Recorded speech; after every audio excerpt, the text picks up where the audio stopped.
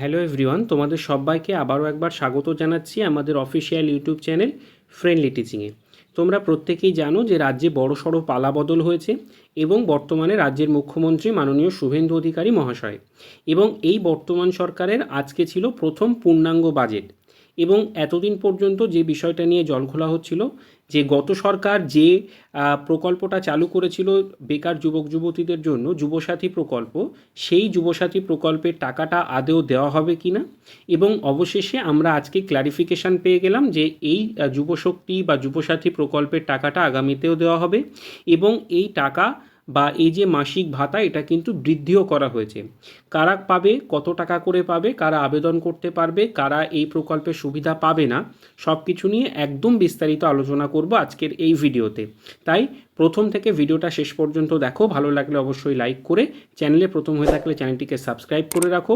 কেননা এই প্রকল্পে কিভাবে অ্যাপ্লাই করতে হয়, শুধু এই প্রকল্প নয়, অন্যান্য আরও যে সমস্ত প্রকল্পগুলো আগামীতে আসবে সেগুলোতে কিভাবে অ্যাপ্লাই করতে হবে, কি যোগ্যতা থাকলে অ্যাপ্লাই করতে পারবে, সব নিয়ে আমরা কিন্তু একদম A to Z গাইডলাইন এই চ্যানেলে পোস্ট করব। তার জন্য অবশ্যই সাবস্ক্রাইব করে পাশের বেল আইকনটিকে প্রেস করে রাখো। তাহলে চলো এবার একে একে আমরা এই বিষয়গুলো নিয়ে আলোচনা করি। দেখো, প্রথমত বলি, আজকে বিধানসভাতে মাননীয় অর্থমন্ত্রী স্বপন দাশগুপ্ত মহাশয় যে ঘোষণাটা করেছেন যুবশক্তি প্রকল্প নিয়ে, এই যুবশক্তি প্রকল্পটা ভরসা কর্মসূচির মধ্যে দিয়ে কিন্তু পরিচালিত হবে। কারা আবেদন করতে পারবে?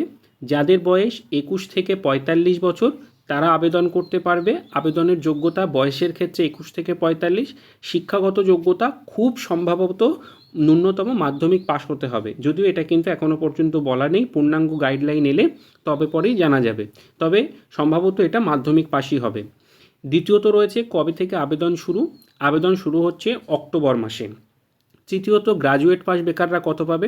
এখানে বলে রাখি, যারা গ্র্যাজুয়েশন কমপ্লিট করে রেখেছে কিন্তু এখনও পর্যন্ত সরকারি চাকরির জন্য পড়াশুনো করছে এবং কোনো জায়গায় চাকরি পাননি, অর্থাৎ যারা বেকার, তারা প্রতি মাসে 3,000 টাকা করে এই প্রকল্প থেকে সুবিধা পাবেন। আর যারা মাধ্যমিক ও উচ্চ মাধ্যমিক পাস তারা পাবেন 2,000 করে টাকা প্রত্যেক মাসে। পরিবারের আয় কত হতে হবে? দেখুন, এখানে একটা টুইস্ট রয়েছে। মাননীয় স্বপন দাশগুপ্ত মহাশয় যখন বিধানসভাতে উনি বাজেট পেশ করছিলেন তখন বলেছিলেন যে পারিবারিক ইনকাম বার্ষিক 1 লক্ষ টাকা হতে হবে। এবার পরবর্তীতে এই বিষয়টি নিয়ে অনেক জলঘোলা হয়, কিন্তু তারপরে বাজেট ঘোষণার পরেই মুখ্যমন্ত্রী মাননীয় শুভেন্দু অধিকারী মহাশয় সাংবাদিক সম্মেলন করেন এবং তিনি সেখানে স্পষ্টত জানিয়ে দেন যে ওটা মাসিক ইনকাম 1 লক্ষ টাকা, অর্থাৎ যাদের বার্ষিক ইনকাম 12 লক্ষ টাকার কম, তারা বার্ষিক পারিবারিক ইনকাম 12 লক্ষ টাকার কম, তারা এই প্রকল্পের জন্য আবেদন করতে পারবেন।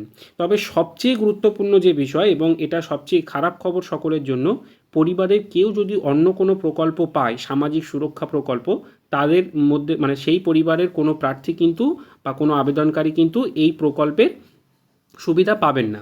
তো এটা ভালোভাবে বুঝতে গেলে আগে স্বপন দাশগুপ্ত মহাশয়ের বক্তব্যটা শুনতে হবে। এটা শুনে নিন, তারপরে এই বিষয়টি নিয়ে আমি আলোচনা করছি।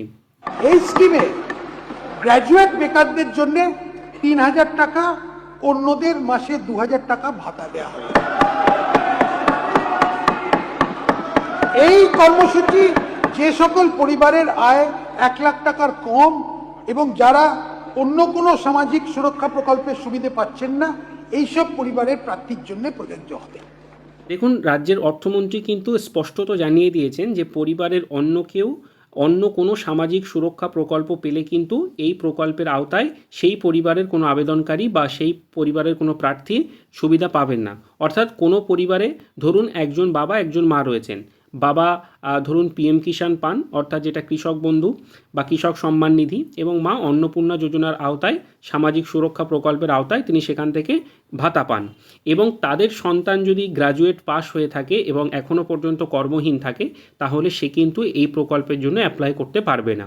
যদিও এ বিষয়টা নিয়ে আশা করছি পরবর্তীতে ক্ল্যারিফিকেশান আসা দরকার, কারণ একজন বেকার যুবক বা যুবতীর মা অন্নপূর্ণা যোজনার টাকা পেতেই পারেন, বাবা কৃষক বন্ধু পেতেই পারেন, কিন্তু সে নিজে একজন বেকার হওয়া সত্ত্বেও কেন এই প্রকল্প থেকে সে বঞ্চিত থাকবে? এটা তো একটা প্রশ্নচিহ্ন থেকেই যায়। আশা করছি পরবর্তীতে পূর্ণাঙ্গ গাইডলাইন এলে এই সমস্ত কনফিউশনগুলো দূর হয়ে যাবে। আপাতত আপডেট এতটুকুই ছিল, পরবর্তীতে কোনো আপডেট এলে আপনাদেরকে জানিয়ে দেওয়ার চেষ্টা করব। ভালো থাকবেন সবাই, অবশ্যই চ্যানেলটিকে সাবস্ক্রাইব করে রাখবেন। Thank you everyone.